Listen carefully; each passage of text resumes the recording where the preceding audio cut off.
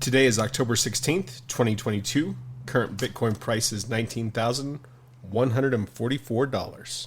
Welcome to the BitBite podcast, your source for news and information about Bitcoin and the cryptocurrency space. This podcast is meant for educational and entertainment purposes only and is not financial advice.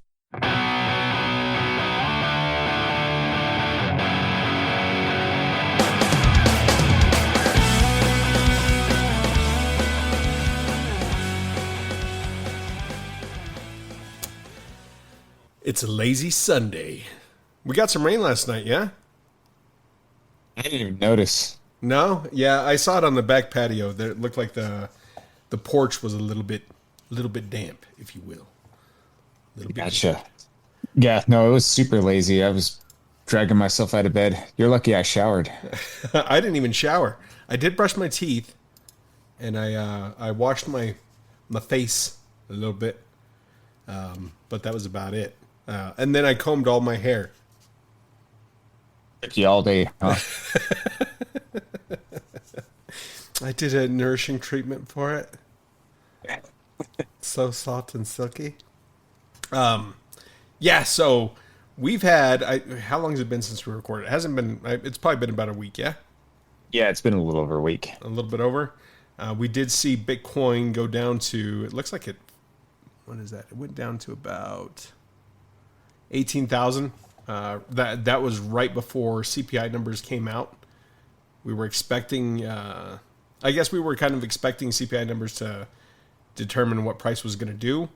And this was prior or the day of CPI numbers coming out. And I think CPI may have came out a little bit higher than what people were projecting again. But I mean, those analysts, every time they're doing this, they've been off the mark on CPI. I think I don't know if it's wishful thinking on their part. Because if the CPI numbers come in lower, then the stock market can rally higher, right? Right. And it's not hitting the levels they keep on predicting. Because I think they thought CPI, and I think this came from the S&P or maybe it was from the Dow.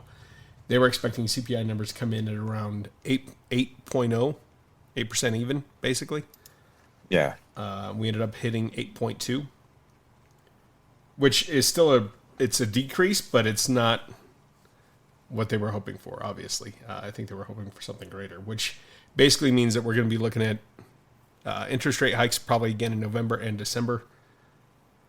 Probably 3/4 basis points again, or 75 basis points again. It seems that or they go the full 100. They don't seem to have the cojones to do the full 100, it seems like.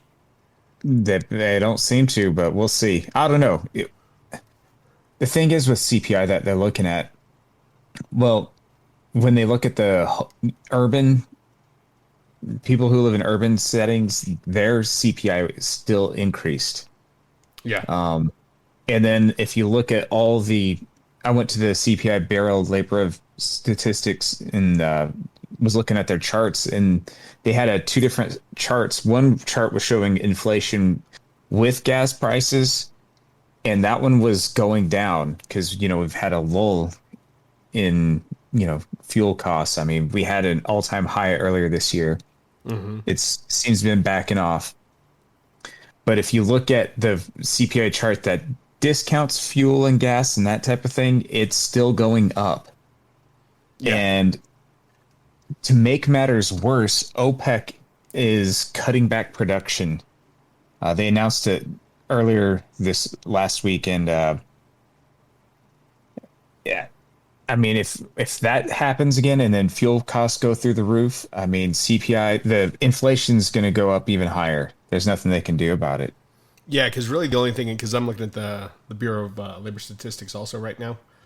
I'm looking at that right now, and like food is up. It's not up a lot, but it's still up. It's up 0.8%. Looks like energy is the only thing that's keeping the CPI from going crazy right now, right? Still, yeah. And that's down 2.1%. Or negative 2.1. I don't know. Maybe I'm not actually looking at this correctly for percentages, but when you look at that for the year, I mean, energy's still one of the biggest hitters. Like it's up 19.8 for the year, unadjusted. Mm-hmm. So far on these numbers, Food is up for the year 11.2. Let's see what else they have on here. Gas price, well, gas is up 18.2 for the year. I mean, it went down 4.9 for the month, but it didn't have as drastic of a drawdown as what it had in August. Because you got to remember, any of you that are looking at these numbers, this is anytime we see the CPI numbers like that came out in October, we're looking at September's data. So it makes it wonky whenever you're looking at the numbers there. Because if you look for October numbers, you're going to see September numbers and you may get confused. But that's what that is. It's always a month behind. It's a lagging indicator, right?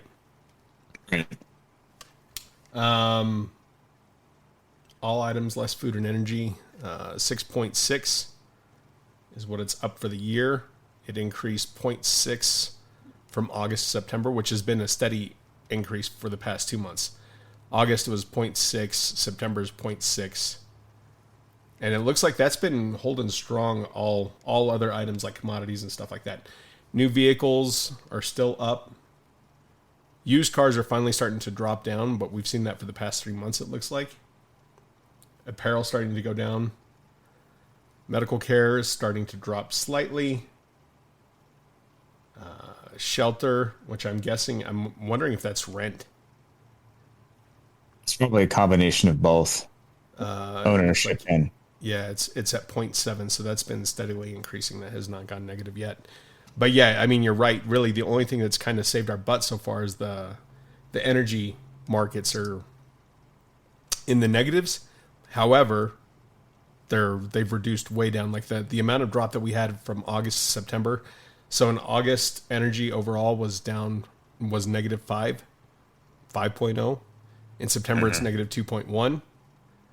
Energy commodities in August was negative 10.1. September was minus 4.7. Gasoline was negative 10.6. For September, it was negative 4.9.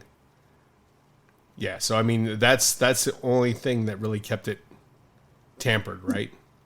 Yep. And then with OPEC cutting production, announcing that they're doing production cuts, that's out the window. Yeah, those will probably start to flip positive. Yeah, flip positive. And so even if the Fed, let's say they do 100 basis points this cut, it's still not going to lower inflation, in my opinion. I don't think they have enough. No. Well, unless they collapse the economy. But that's really the only way they can do it. They've got to drop. I mean, basically all those assets have got to drop. Get back to a real means of some type, a real valuation. But that's going to be and it'll probably go way below the valuation, right? Like when it crashes, and then it'll have to return to a mean of some type.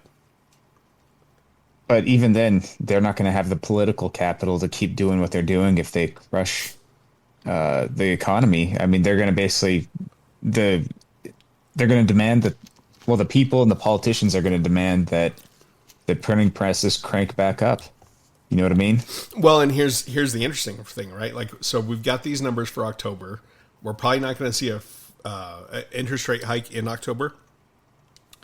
By the time that would happen in November, elections would be over. It's true. Right?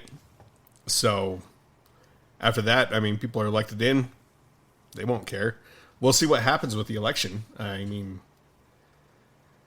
it's interesting foray of what's going out there. Right now, I mean, we're currently seeing it because I wanted to pull this up because we've talked about the housing market lately too. As of October 13th, a 30-year fixed mortgage was around 6.92%, up almost 1 full percent. And that's even up from 6.6% a week ago. So, I mean, talking about that, like, I mean, people buying homes right now, like that's cutting into their homes budgets a lot. For sure. Like if you have X amount of money to spend on your home, those interest rates, the way that they are, you're buying so much interest more than home at that point.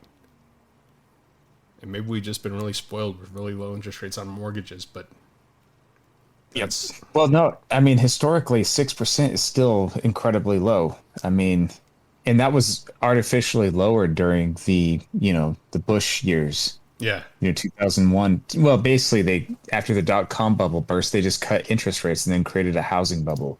But, that's basically what we saw them at, when interest rates are when the 2008 crash, that's basically what interest rates were at. And then they took them even lower.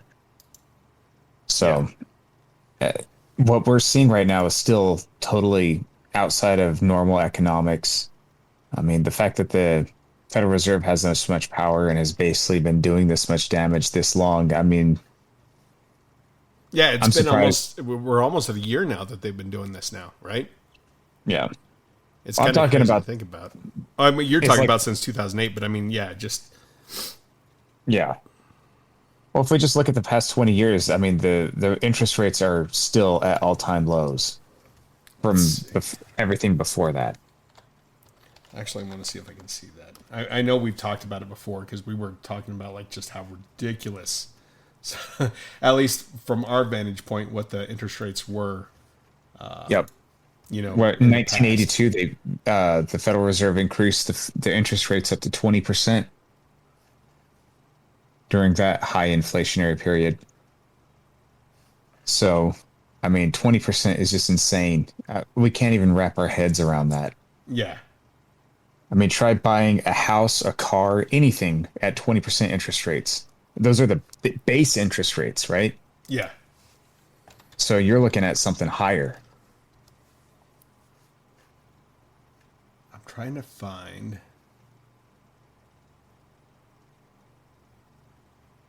And I apologize for being quiet here. I'm trying to see because I'm curious to see.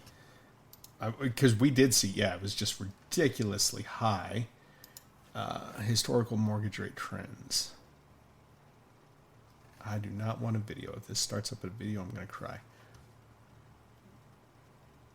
From 1972 to 2021, looks like the peak was in 1981, 16.63% on an average 30-year fixed mortgage. 16%. Yep. I mean, I can't even. But but the thing is when interest rates are like that, your mortgage payments tend to stay fairly close to what they initially were. So that means the principal that you're paying on was much lower. Yeah. Yep. So, I mean, and that's the thing. If you were able to, like, say you paid extra on your mortgage, I mean, that's like the best investment you can make. Yeah. Paying down your mortgage. I mean, you can't get 16% return on anything these days. I don't know. 2012, 2000. Let's see what it was. Well, and I mean, even 2008, 2007, right before the crash or whatever, it was 2007, it was 6.34%. So I guess we're kind of just getting back to that kind of that level again. I mean, obviously we're above that now because we're at 6.9. And then it continued to go down, down, down, down, down until now. But I mean, now it went from basically 2021, it was at 2.96, and now we're back at 6.9. So that's a drastic increase. So don't look at refinancing if you if you're already if you're already below that, don't even bother, man. There's no point. No. Just gonna end up having to pay more and more and more. That's so crazy. Crazy.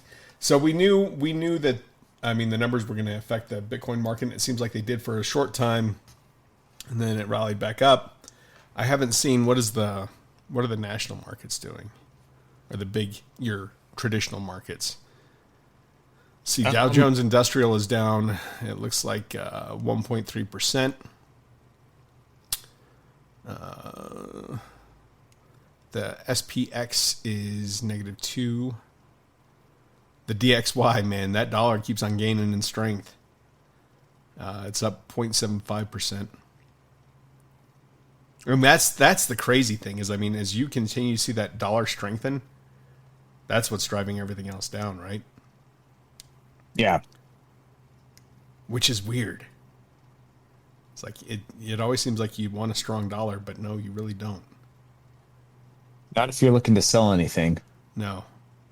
If you're looking at buying stuff, then yes. The euro is taking a bath. It's at 0.97 cents to the dollar. It's down 0.5%. British pound is down 1.2%. It's still above a dollar. It's at 1.11. But I mean, that's some hard hits to those markets, man. Because I mean, and traditionally the euro was always valued a little bit higher than the dollar. For sure. And A little bit higher. A little bit higher. It was always pretty close. It was always like $1.10 or something like that. Yeah. And now it's fallen below that dollar parity. Yeah, we'll see. I mean, we had talked about that last time where we were talking about how, the UN was requesting the Fed to quit raising interest rates, and they're not going to listen to them. Apple's down 3.2%. Tesla's down 7.5%. Netflix is down 1.08%. Let's see, what is this? Gold is down 1.32%. What is that now per ounce? So it's still it's still sitting okay. It's $1,643. I know it was getting up to almost 1900 a few months ago, so Yeah. it's taking a hit just like everything else. Yeah. Oil is at $85 a barrel, it looks like. For WTI crude, it's down 4%. And Bitcoin is positive 0.43%. And Ether's up 0.71%. So, yeah, it's such a weird time. Weird time. I mean, and you don't know what's going to happen next. There continues to be like a lot of nuclear threat coming out of Russia. So we'll have to see what that's going to do. I don't know. I don't know, when your president starts mentioning Armageddon, Yeah, that's like, come on, man. Like, that's not cool. You don't sit there and tell people that. But he also said his son died in, like, a war. Well, he died in Iraq. Yeah, even though it was brain cancer, right? Well, he probably got brain cancer from Iraq, but that's a whole nother story. Was his son in the military? Yeah, his son was in the military, and it was some of the activities that were going on there. The cancer rates in especially like these certain groups were through the roof. And that was because we talked about the first Gulf conflict? No, the second one. Second one? Because I know the first Gulf conflict, I've known some guys that came back from that one, and their children that were born seemed to have some disorders, and they think a lot of it may have been some sort of biological that they were exposed to. Yeah, they call it Gulf War syndrome. Yeah. Back then, yeah. I don't know. Crazy times. There was. Yeah. No, what were you going to say? Story. Yeah, it's a whole other story. But there's some other things that happened, especially like depleted uranium in the shells that were used in Iraq. Yeah. There's a lot of different things that were happening. So, yeah, he's not with it. And the other point I want to make is, it sometimes felt pretty crazy when Trump was president, and his Twitter, it felt like he was going towards Armageddon, but he'd always it seemed like he was just picking a fight with them, and then he'd do with Kim Jong-un, he was calling him Rocket Man or something like that for a little bit. Well, and I think the big thing with Trump, though, that was that he was... So here's the difference from my point of view, right? Like, he was proactive in his taunting, whereas right now, Biden is being very reactive to the taunting coming from Russia with Putin, right? Yes. Whereas as soon as there was any type of clamoring or anything like that from any of our possible enemies, like, Trump was quick to just he wasn't doing the talk softly. He was like, okay, bring it. Yeah. But then he was also more proactive in setting up talks with the other side Yeah, most of the time. I mean, most of with the time. Iran, I was about shitting bricks when he killed that military leader. It was basically on Iran to not escalate things, and they decided not to. Thank goodness. Yeah, no, for sure. And yeah, I mean, and by no means I still go back to saying like Trump was kind of a douche, but well, he was like he not kind of he was one, but Yes. I mean, just Biden. I worry about his mental stability. I really would love a good. We need a good like general type person in office right now is what I think we need, but I don't think I we're gonna agree. get that. I agree.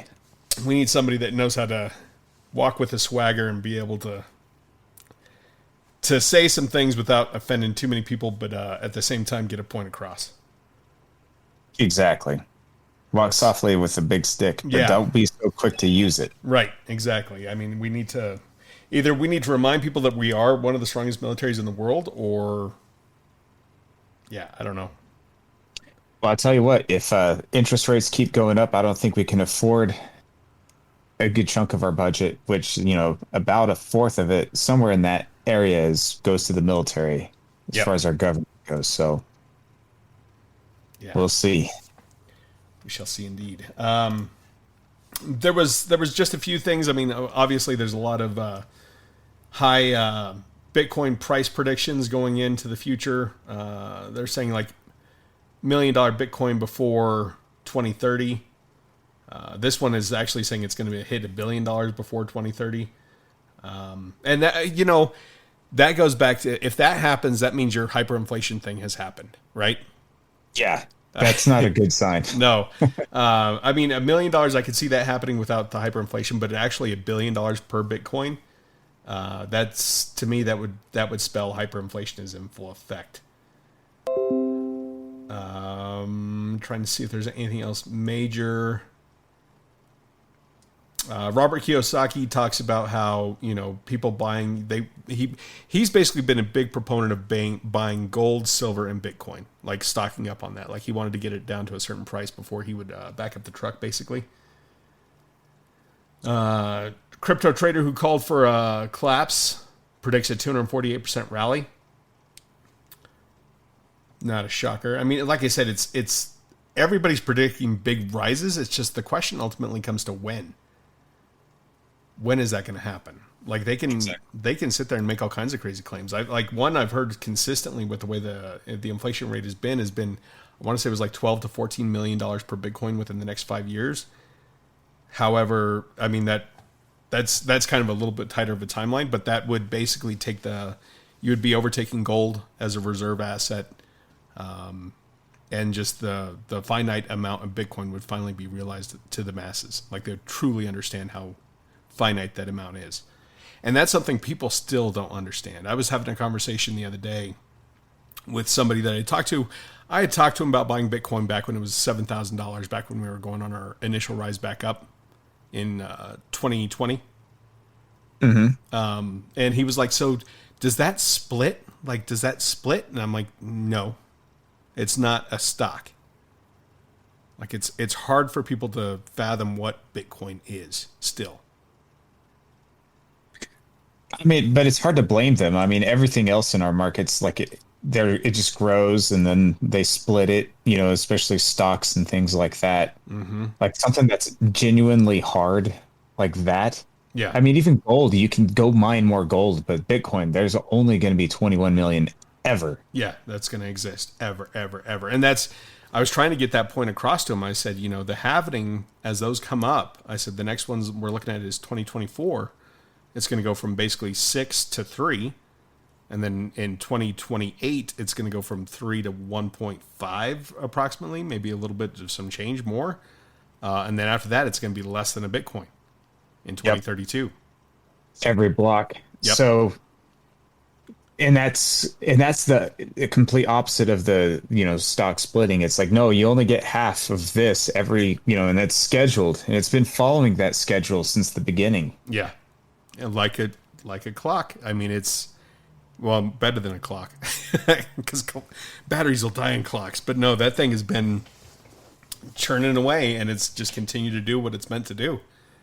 We had a lot of, I think we talked about this a little bit last time. We had a lot of exchange hacks that had taken place. Even Binance got hacked again. Really? Yeah. And the one from Binance, I don't have a whole lot about it up on the screen, but the one from Binance, it sounds like it was an inside thing, like somebody within got it, because they're not too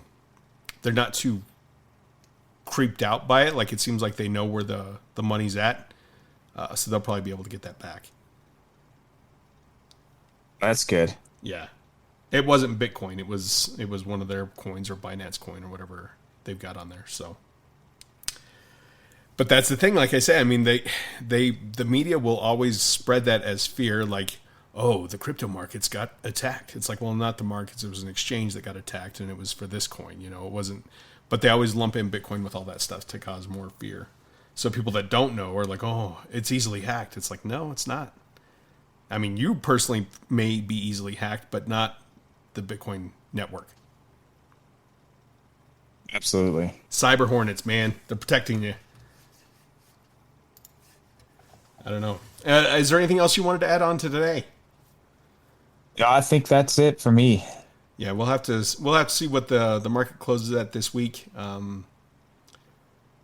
It's I wanted to see, have we gotten Q3 numbers yet, or have they started to come out for GDP? I haven't seen those, but those should be coming out soon. Yeah, I would assume so. We're already entering are we just now entering our second? Well, we're entering our third week of October. Yeah, third week of October. So that should have come out recently, at least. And I don't know. I wonder if they'll still be able to call it not a recession. Let's see. Wait. We may actually have. They're showing positive GDP growth. Are they? Is this accurate? What is that from? I'm looking to see. So, but that's what I'm trying to figure out, where this is coming from, who this or what this is from. It usually takes them a month to put that info out, right? I would think so. So here is. It looks like they're estimates. I don't know if this is actually data yet. Yeah, it should be. Well, this is only showing for Q1 and Q2 both were negative. We still don't have data for Q3. They're estimating, and I don't know how good this is going to be, but if they're estimating a positive 2.9% growth in GDP for Q3, and it does not hit that, that's going to rock the market as well. Yeah. This one. Well, I wonder if Biden can ask for the Bureau of Labor Statistics to put that info out after the election. I don't know what. Yeah, I don't know. I don't know what they're waiting on here, man. Like, they redefined what a recession was as soon as, like, Q2 numbers were about to come out. They're like, oh no, it's not. We're gonna redefine it. It don't matter none. Nothing to see over here. Many talks to talk about now. I mean, at some point they're gonna have to be like, okay, fine, it's a recession, but they just don't want to admit it yet. I don't know. Crazy times. So, continue to stack stats, not financial advice. Do it anyway. But do it anyways. Do what you will. I mean, unless you've got, if you got a bunch of dry powder sitting on the sidelines, you want to try and catch that falling knife. If it ever drops below, consistently below the $19,000, $18,000 mark, by all means try and do it. But that's a dangerous game to play. I always would recommend dollar cost averaging. So that's for sure. That's all I've got. Alrighty, take it easy. We'll talk to you guys later. Thank you for listening.